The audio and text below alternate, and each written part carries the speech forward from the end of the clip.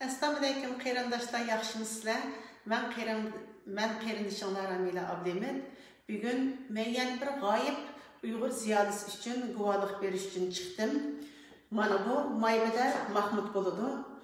Maybadar Mahmud G'uljut tug'ilgan, boshlang'ich va o'rta maktablarni G'uljut bitirgandan keyin 1980-yili atalmış Şinjan Üniversitesining Adabiyot fakultetiga qabul qilingan. O maktabni a'lo natijasi bitirgandan keyin Abdum rayonlik Ma'rif nazoratiga xizmatga tushgan. 2018-yili 6-oyning 23-kuni Xitoy doiralari tomonidan tutilib ketilib, jazo lageriga tashlangan.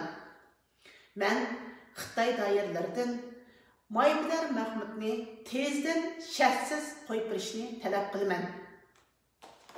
Hurmatli qarindoshlarim, o'tgan guvohligimda men Abduveli Muqil uchun guvohlik bergach, chet eldagi Uyg'ur qarindoshlarimni vatandagi urug' tuqqanlari, tonish bilishlari, do'stlarim uchun guvohlik berishga chaqirgandim. Undan keyin bir necha qarindoshlarim bilan aloqalashdi, ba'zi xabarlarni berdi.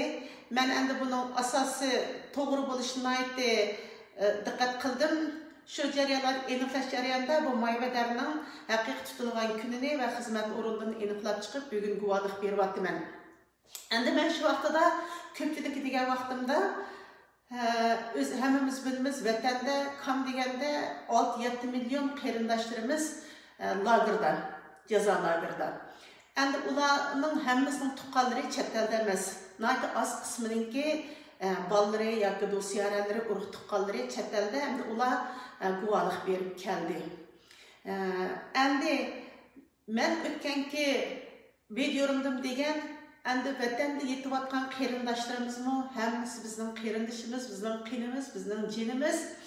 Bizning chet eldagilarning qildigan, qo'limizda keldigan ish shularningki nadaligini surishti qilib, xalqaroga bir uchur berish.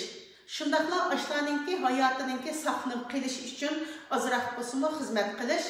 Shuning uchun men o'zimning cheklik doiramda bu ishlarni qilishga boshladim. Endi men shuningda deganda xo'shlaringlar, hatto do'stlaringlar, ma'lilinglar, safardoshlarlar bo'lsa beringlar degandim. Hammamiz bilamiz, endi nurg'un odamlarni bir necha qitim ko'rgan biz, hatto ismlarini bilamiz, jon-jigarimiz bo'lmasimi, tuqqunimiz bo'lmasimi, shunda ko'rgan. Ba'zida safar qilib Urumchiga borg'ich avtobus tunishib qoldigan yoki aeroplan tunishib qoldigan, Qashqardan Urumchiga kelib tunishib qolgan ishlar bor. Shularni ishqib bizning qarindishimiz, agar bilsanglar, shular uchun guvohlik bersanglar degandim. Undan keyin nurg'un qarindoshlarimiz telefon beryapti. Endi yana meni bir deydiganim, shu biz demakliklarning yoki bizdan cho'ng, bizdan kichiklarningki bolalari, ba'zanlarning bolalari chet elda ekan.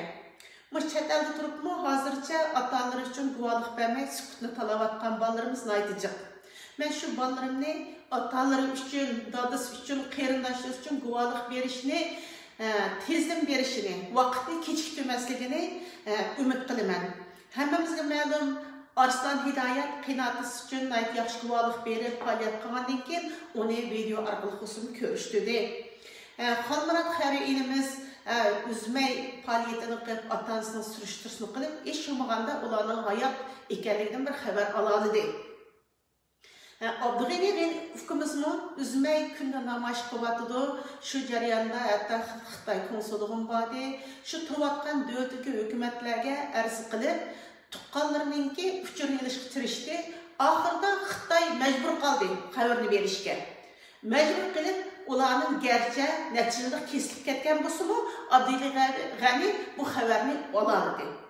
Demak, bizning shu guvohligimiz ma'lum darajada shu qarindoshlarimiz uchun bir foydali bo'lgan, ya'ni nayt ko'pga. Shunlashqa shu chet elda yashayotgan yosh bolalar, qizlar, o'g'illar, ota-onalar uchun guvohlik beringlar. Qo'rqmanglar.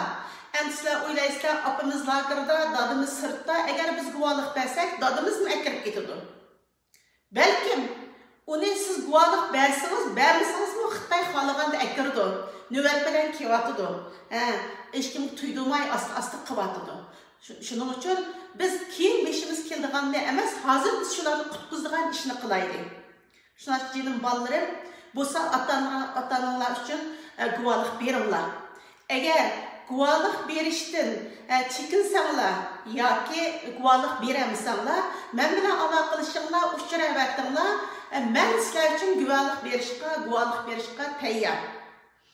Ba'zi o'sha lagerga ketayotgan qarindoshlarimiz, biz taniydigan, biz kasbda savdosh qarindoshlarimningki bolalari chet elda.